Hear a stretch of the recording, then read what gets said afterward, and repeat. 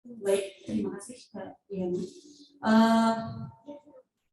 Saya di sini mungkin lebih ke mewakili dari warga Pangkalan Susu yang memang kami itu berada di ring satu Pangkalan Susu, dan Yayasan Sri Kandi Lestari itu eh, membina dan masuk ke desa-desa kami itu ada membuat 4 kelompok eh, di kelompok perempuan ya. Jadi sebenarnya awalnya itu adalah PLTU itu memberikan apa ya, angin segar atau kehidupan-kehidupan yang nyaman bagi warga Pangkalan Susu. Artinya mereka itu mengatakan bahwa ketika PLTU masuk kita akan mendapatkan kesejahteraan seperti itu. Kesejahteraannya seperti apa ya? Lapangan kerja ada, jadi anak-anak suami kita nanti tidak akan kelaparan, anak-anak kita, keluarga kita tidak akan kelaparan, seperti itu awalnya. Jadi nanti ini Pangkalan Susu akan maju, lebih sejahtera, lebih aman, lebih terkendali, seperti itu mungkin ya. Tapi setelah sekian dari 2016 sampai sekarang ini, bukan makin kenyamanan yang kami dapat, tapi apa? Pertanian kami makin hancur. Kemudian ayah-ayah kami, abang-abang kami, suami-suami kami yang nelayan, itu malah tidak mendapatkan hasil. Sekarang menjadi kerja serabutan, apa yang disuruh orang dikerjakan. Kemudian belum lagi anak-anak kami yang menderita gatal-gatal, yang sampai sekarang tidak tahu obatnya itu seperti apa. Jadi saya di sana itu, saya sebagai seorang petani juga. Nah, di lahan yang tadi gosong itu adalah lahan pertanian saya. 2 kali saya bertani, lahan saya gosong. Ada 12,5 hektar ya, 12 rantai lebih saya nanam padi. Itu cuma 4 rantai saja yang bisa dipanen. Itu pun dipanen hijau, Bapak Ibu. Dipanen hijau, nggak sempat masak. Kenapa? Karena gosongnya itu menjalar gitu. Jadi pertama gosong sedikit, satu malam kita tengok gosongnya nambah lagi. Malam besok nambah lagi, loh ini makin banyak. Jadi kata mereka ini kalau nggak dipanen, ini bakal nggak sama sekali tidak mendapatkan hasil. Jadi padi yang gosong itu belum sempat masak, belum sempat bisa layak panen, udah kami panen gitu. Dan nggak bisa dijual. Kenapa? Karena memang apa di sana itu namanya tokeh padi, itu tidak menerima padi yang seperti itu. Karena padinya apabila nanti dijadikan beras, padinya itu patah-patah katanya, nggak bisa itu kayak benur seperti itu. Jadi yang kami bayar sendiri untuk upah pemanen mereka. Itulah yang beberapa tahun kami alami. Beberapa tahun kejadian itu terjadi pada kami. Saya terutama. Sehingga saya memutuskan udah ini nggak bisa lagi saya bertani. Nggak bisa lagi saya teruskan bertani karena apa? Saya tidak mendapatkan apa-apa. Dan keluarga saya itu termasuk ibu saya itu sampai sekarang itu tidak pernah mendapatkan hasil padinya. Artinya apa? Dia panen, cuman karena kebutuhan pestisida yang mahal, pupuk mahal, kemudian rawatnya lebih ekstra, membuat dia itu tidak mendapatkan apa-apa. Bibit itu utang sama tokeh. Jetor ambil bajak sawah, ambil uang sama tokeh. Beli pupuk itu utang sama tokeh, sehingga setelah panen hasilnya itu tidak semaksimal yang dikirakan untuk membayar kepada tokeh habis. Untuk berikutnya, untuk nanam berikutnya itu utang lagi seperti itu. Itu untuk pertaniannya. Karena memang sekarang ini padi mudah tumbang. Angin sedikit aja, padi yang udah mulai berisi itu tumbang, nggak bisa dipanen. Sudah tumbang. Yang sudah mulai hijau itu diikat. Tapi kalau padi itu diikat Bapak Ibu, padi yang udah ada baru separuh isi diikat, dia kan tumbang tuh diikat, itu juga tidak, isinya itu tidak full, dia menghitam seperti itu, nggak full, sehingga memang harganya pun nggak seperti padi yang bagus. Itulah lagi kerugian pada kami. Pestisida sudah kami buat sudah ekstra mahal, pupuk kami beli pupuk yang non subsidi, malah pupuk yang non subsidi itu makin subur, makin jatuh dia. Baru berisi aja udah langsung kena angin sedikit, hujan sedikit aja tumbang. Malah padahal itu kami pakai pupuk yang non subsidi supaya padinya itu hasilnya banyak seperti rupanya makin menyalah dia. Begitu ada berisi sedikit, kena angin sedikit tumbang, ya nggak bisa dipanen lagi, merugi lagi. Kebanyakan sekarang kami penduduk setempat itu menjual sawah, menjual lahan kami itu ke orang luar, ke siapa yang bisa membeli, yang punya uang, yang bisa beli padi itu lah gitu. Jadi kalau di desa saya Pintu Air itu rata-rata penduduk setempat itu sudah tidak mempunyai lahan yang dari nenek moyang mereka. Kenapa? Karena telah dijual. Kenapa dijual? Karena seperti itu. Kami tidak lagi mendapatkan hasil. Hanya untuk makan anak kami aja udah. Hasilnya itu untuk bayar utang. Malah itu masih utangnya tidak tertutup terkadang. Ada. Nah jadi abang sepupu saya itu yang rumahnya di depan rumah saya, dia itu awalnya nelayan. Karena dulu kan nelayan itu setiap pergi itu udah pulang dapat 500.000 seperti itu kan. Setiap pergi itu paling sedikit 200.000 itu di tahun 2017, 2016 itu udah uang sekali ya. Udah bisa kita beli baju anak, sudah bisa beli keperluan, bisa beli sepeda atau apa. Sekarang nggak usah kan dia untuk membawa hasil pulang. Untuk anak dayung, dia bilang itu yang apa ya, ternak atau apa sih namanya, bukan anak dayung kami bilangnya. Untuk anak dayung aja, untuk memberi mereka aja kurang. Untuk minyak aja kurang. Jadi dia menjual sampahnya itu, dia nggak usah lah, ini nggak cocok, ini nggak bisa, ini kita nombok terus gitu kan. Sampai 2 bulan, 3 bulan tetap di jalannya, terakhir nombok terus. Nggak bisa, yang ada duit yang sekarang untuk makan itu untuk bayar anak dayung, untuk bayar minyak. Jadi dia jual sampahnya. Dijual sampahnya, dia beralih ke petani. Harapannya petani itu bisa seperti dulu, setiap panen bisa membangun rumah, setiap panen bisa beli motor, seperti itu. Setiap panen bisa beli emas, minimal seperti itu kan. Ternyata yang seperti saya bilang tadi, padi itu gosong, padi itu tumbang, padi itu kurang ini ya, kurang subur.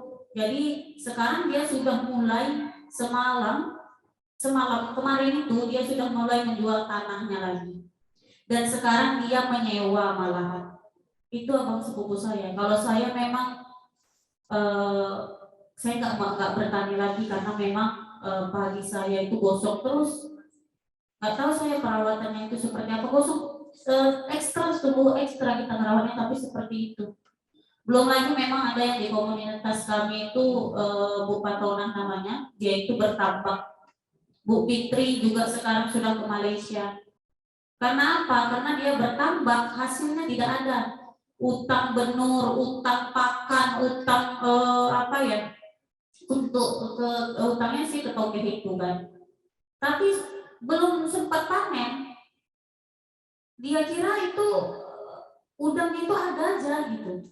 Gitu dipanen udangnya nggak ada, habis, nggak ada udangnya. Kita nggak tahu kayak mana itu, apakah mati dia. Begitu hujan, kalau udah hujan itu udah mulai timbul, udah mulai oyong apanya itu udangnya itu. Itu Bu Fitri itu di komunitas kami, dan itu adalah anggota kelompok saya. Sekarang dia mencari apa ya, mencari nafkah ke luar negeri seperti itu. Karena itulah tadi, karena apa namanya, untuk makan aja itu tidak mencukupi di sini gitu. Suami juga kemarin itu kerja di PLTU, suaminya bayar, kerjanya cuma sebulan. Habis itu sampai sekarang nggak kerja lagi. Jadi kerjanya serabutan. Jadi suruh orang ngambil ngambil rumput untuk lemburan ya diambil seperti itu. Tapi kan itu kita kebutuhan semakin banyak. Anak-anak semakin besar, semakin mau sekolah kan. Anak-anaknya sudah sudah SMP, semakin besar anak semakin banyak pengeluaran, tidak mencukupi. Malah untuk bertahan hidup itu ya utanglah dulu, siapa yang mau mengutangkan. Ya nggak tahu, kita nggak tahu kapan mau bayarnya ini. Kenapa? Karena memang nggak ada pencarian kita. Nggak tahu kita kapan mau bayarnya. Dan kemarin itu kami sempat, karena mungkin begitu datang Sri Kandi Lestari ke desa kami mengetahui edukasi bahwa ternyata ini yang menyebabkan ekonomi kita makin rendah. Ternyata ini yang menyebabkan anak-anak kita terserang penyakit. Ternyata ini yang menyebabkan lahan-lahan kita tanda hujan kita ini tanahnya seperti itu gitu. Setelah Yayasan Sri Kandi datang, maka kami mengetahui ini rupanya. Tapi kemarin kami pernah mengundang DLH ya Bu ya, kita mengundang DLH. Harapannya adalah kami mengetahui apa sih yang terkandung dalam limbah B3 itu gitu. Apa sih yang terkandung dalam batu bara itu? Kami undang DLH. Ternyata dia bilang setiap pekerjaan itu menyebabkan ada akibatnya. Memang ada yang harus dikorbankan. Setiap kegiatan itu memang ada akibatnya dan memang ada yang harus dikorbankan seperti itu. Dan PLT itu datang di situ untuk memberikan kalian lapangan kerja, kan ada untuknya juga. Jadi solusi yang diberikan dia itu nggak ada. Maksudnya apa sih kandungan dari B3 itu? Apa sih air bahang itu? Itu harapan kami sebenarnya. Ternyata mereka itu mendukung sepertinya bahasa mereka itu mendukung ke PLTU-nya itu. Sementara dia tidak di situ, kami yang di situ. Kami yang mengalami anak kami gatal-gatal. Kami yang mengalami pertanian kami hancur. Kami yang mengalami tidak dapatnya penghasilan dari laut. Dia enak bilangnya apa? Setiap kegiatan ada yang dikorbankan. Siapa yang dikorbankan? Kami, bukan mereka. Seperti itu. Jadi ibaratnya seperti ini, mereka gampang mengatakan tapi mereka tidak ada di lingkungan kita. Kami yang ada di lingkungan. Kami yang menderita, anak-anak kami gatal-gatal sampai sekarang itu tidak tahu obatnya apa. Kenapa saya bilang tidak tahu obatnya apa? Diobati tangan anak-anak kami sampai melepuh, sampai ke mana-mana. Kami obatin itu ke puskesmas, itu hanya dibilang alergi, diberikan salep. Sebentar aja, 1 hari diberi salep baik, besoknya kambuh lagi. Sampai anak kami itu yang masih umur 5-6 tahun itu disuntik supaya tidak terjadi gatal-gatal. Tapi apa ketergantungan obat sampai sekarang? Sekarang sirup tidak boleh lagi digunakan. Jadi kami tidak tahu anak kami harus diberi apa. Nggak tahu lagi anak kami harus diberi apa. Apakah kemarin itu ada diberitahukan suruh ke spesialis kulit. Duitnya mana? Kalau disuruh aja ya gampang, kita pun mau kan. Kalau ada duitnya ya gampang, kita pun mau. Mereka mengatakan seperti itu, puskesmas mengatakan itu, kalau tidak baik-baik Ibu, silakan ke spesialis kulit. Seperti itu. Sementara sekarang yang saat ini saya resahkan adalah limbah B3 diberikan kepada masyarakat dengan gratis. Alasannya dengan KLHK, dengan peraturan KLHK yang menyatakan bahwa limbah B3 itu tidak beracun. Mereka mensosialisasikan kepada kepala desa, tokoh masyarakat, bahwa limbah B3 itu silakan diambil, dipergunakan secara baik untuk penimbunan tanah, untuk penimbunan rumah, untuk buat pabrik blok, silakan, karena limbah B3 itu tidak beracun. Itu mereka. Sekarang itu yang saya rasakan, semua warga hampir rata mengambil limbah B3 itu. Dan saya pernah mengatakan kepada koordinatornya itu beracun Pak, jangan diberikan kepada masyarakat, jangan meracuni warga kita sendiri, saya bilang. Ibu sok tahu, ini peraturan dari presiden menyatakan limbah ini tidak beracun. KLHK yang menyatakan bahwa limbah ini tidak beracun, kenapa kamu yang sok tahu seperti itu?